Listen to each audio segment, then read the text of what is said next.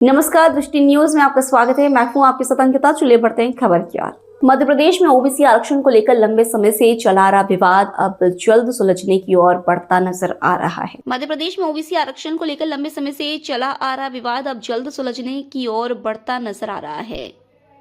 High court में सोमवार को इस सुनवाई के दौरान स्पष्ट संकेत मिले हैं कि इस मामले में अगले 2 महीनों के भीतर अंतिम फैसला आ सकता है। सुप्रीम कोर्ट द्वारा तय समय सीमा के तहत हाईकोर्ट ने इस मामले को प्राथमिकता देते हुए सुनवाई तेज कर दी है, जिससे वर्षों से इंतजार कर रहे अभ्यर्थियों को राहत मिलने की उम्मीद बढ़ गई है।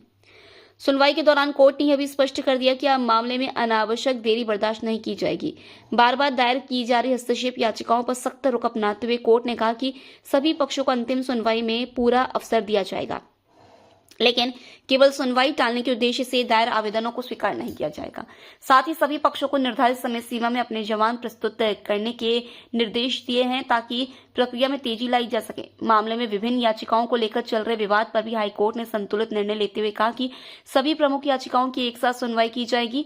उल्लेखनीय है कि प्रदेश में ओबीसी आरक्षण को 14% से बढ़ाकर 27% किए जाने के बाद यह मामला न्यायालय में विचाराधीन है, जिसके चलते हजारों भर्तियां प्रभावित हुई हैं। अब सुनवाई में आई तेजी को देखते हुए यह माना जा रहा है कि अगले 2 महीनों में इससे लंबे समय से लंबित विवाद का समाधान सामने आ सकता है। ओबीसी रिजर्वेशन मध्य प्रदेश का एक मैटर सुप्रीम कोर्ट में जब ये लगा तो सुप्रीम कोर्ट ने ये निर्देश दिया और रिक्वेस्ट की हाई कोर्ट से कि 3 महीने के अंदर सारे प्रकरणों की सुनवाई करके फाइनली डिसाइड किए जाएं। ये मामला है बस 2019 में 27% रिजर्वेशन कर दिया था ओबीसी का थ्रू ऑर्डिनेंस, बाद में एक्ट बन गया। एक्ट बनने के बाद में एक्ट पे कोई स्टे न होने के बाद भी मध्य प्रदेश सरकार के द्वारा 27% आरक्षण नहीं दिया जा रहा है। 100% पे वैकेंसी निकलती है पर 27% पोस्टों पे ही अपॉइंटमेंट लेटर इश्यू कर देते हैं और 13% होल्ड कर देते हैं।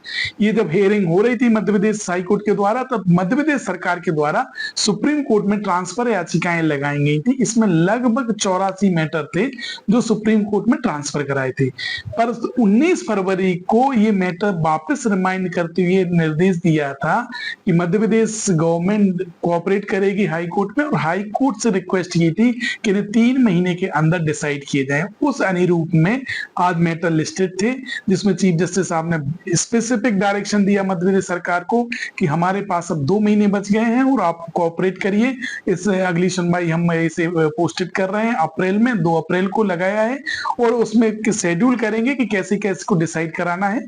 और मध्य प्रदेश सरकार को भी निर्देशित किया है कि इस सब मैटर्स में कोऑपरेट करिए, क्योंकि स्पेसिफिक सुप्रीम कोर्ट की डायरेक्शन है कि इन्हें 3 महीने के अंदर डिसाइड करना है। तो अगली सुनवाई होगी अप्रैल में। मगर मैं यह बताना चाहता हूं कि हमारी तरफ से बात रखी गई कि मामले जो ऑलरेडी यहाँ पेंडिंग है, ऑलरेडी जो कुछ मैटर्स हैं जो ऑलरेडी ऑर्डिनेंस पे थे, ऑर्डिनेंस अपने आप लैप्स हो गया है, और इनकी जो प्रेयर थी, जो प्रेयर में एडमिशंस को लेके था, एडमिशन बच्चे लेके पढ़ के अपने हॉस्पिटल रन कर रहे हैं, ये बिंदु भी जब हम लोगों के द्वारा सुप्रीम हाई कोर्ट में बताए गए तो हाई कोर्ट ने कहा कि हम इसे अप्रैल में देखेंगे और लगेगा जरूरत होगी तो हम ये मैटर डिस्पोज ऑफ कर देंगे।